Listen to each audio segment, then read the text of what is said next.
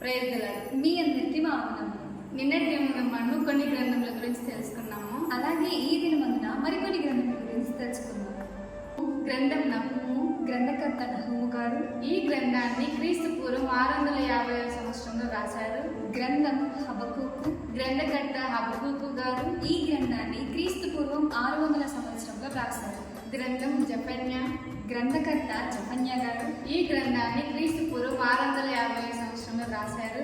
గ్రంథం హగ్గయి, గ్రంథకర్త హగ్గయి గారు ఈ గ్రంథాన్ని క్రీస్తు పూర్వం 520 సంవత్సరంలో రాశారు.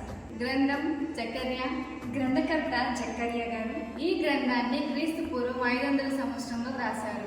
గ్రంథం మలాకి, గ్రంథకర్త మలాకి గారు ఈ గ్రంథం క్రీస్తు పూర్వం 430 సంవత్సరంలో రాశారు.